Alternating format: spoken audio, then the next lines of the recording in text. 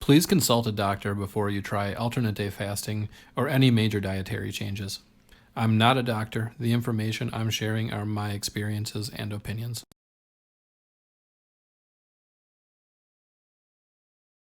Hey everybody. My name is Joe and I'm here today to talk to you about my journey with intermittent alternate day fasting.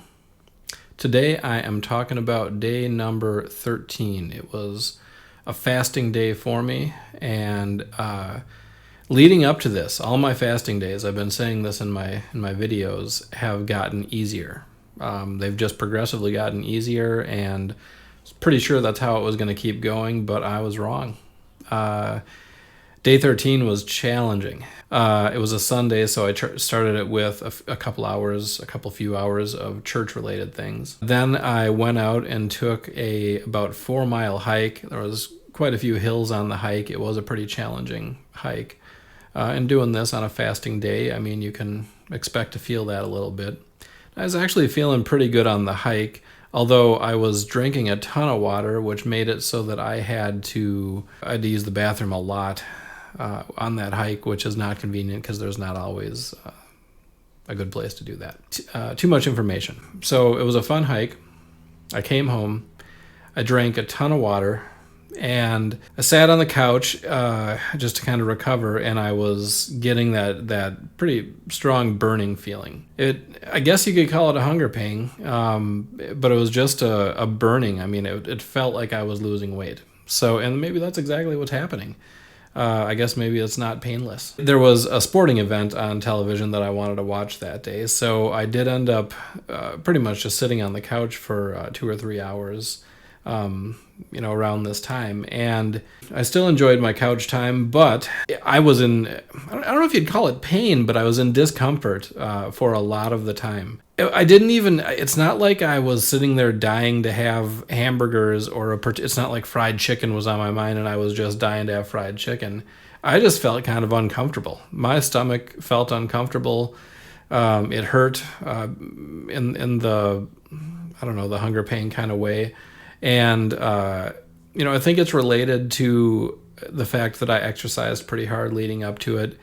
I'm not sure exactly what all the reasons are, and it's not the end of the world, but I do need to take this day by day. It's not just going to get easier every time, I've realized. There's going to be certain things that happen that make it more difficult. Maybe just different days make it more difficult. That's fine. I never thought it was going to be easy, and as I always say, nothing worthwhile is easy anyway. So it was hard, and it was a tricky day. There was a lot of discomfort. So I'm recording this video the day after, and I slept terrible last night. So I had all this discomfort throughout the day, and normally on fasting days I sleep just great. And I did sleep long, but I had terrible dreams, and just kind of a rough, the last, 24 to 30 hours were kind of rough. Oh well, it happens, and, I'm just telling you guys about it so that you can know what to expect. There's going to be easier days, there's going to be harder days. That's pretty much all I have for day 13. It was a tricky day. I'm kind of glad it's done, but I got through it. So one other thing I'll note is I lost like 4 pounds between the day before and day 12 and day 13. I know that weight fluctuates by a few pounds just depending on a lot of things, but that was a significant amount of weight loss in one day. So I'm not sure exactly what all went into that, but it was something to note.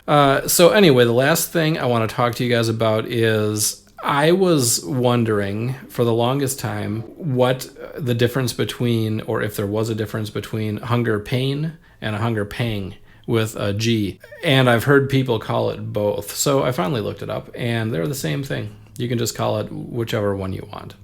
But I did find an interesting article about hunger pangs, so I'm going to read that to you. It's kind of cool. It's a little bit longer than the other stuff I've been reading, but I think you'll find it interesting. So here you go. You've probably experienced gnawing, painful feelings in your stomach at some point, in the upper left side of your abdomen. These are commonly known as hunger pangs. Hunger pangs, or hunger pains, are caused by strong contractions of the stomach when it's empty. This uncomfortable sensation is often accompanied by hunger or the desire to eat. Despite being called hunger pangs, these pains don't always indicate a true need to eat. They may be caused by an empty stomach and a need or hunger to eat, or they may be caused by your body being in a routine of eating certain amounts of food and eating at a specific time of day. Each person's body is unique. Some people don't feel the need to eat as often or like to feel as full. Others experience hunger pangs more quickly if they haven't eaten recently. There isn't a set amount of time after which hunger pangs may begin. Almost all people will experience hunger pangs if they go long enough without eating or drinking. Hunger pangs may be your body's way of telling you that it needs more nutrients. You also might experience hunger pangs because your stomach has become accustomed to a certain feeling of fullness. The stomach is a muscular organ that is capable of stretching and collapsing. When it's stretched by food and liquid, you tend to feel full. When it's been a long time since you last ate or drank, your stomach is flatter and may contract, causing you to experience hunger pangs. Numerous factors affect your feelings of hunger, including hormones, your environment, the quality and quantity of food you eat, lack of sleep, stress or anxiety, your brain's desire for a pleasant eating experience. You might also experience hunger pangs because you need to eat a diet higher in essential nutrients. So there you go, guys. That's all about hunger pangs and what causes them.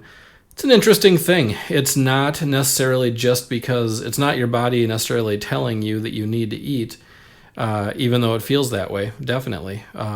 It's just because you've gotten into it. I mean, it can be a lot of things, but it's a lot of the reason is just because you've gotten into the habit of eating at certain times, getting to a certain fullness. And what's kind of great about it is you can change that. You can expand your stomach, but you can also shrink it. So there you go. Well, guys, I think that's going to be it for today, but I'm sure I'll talk to you again soon.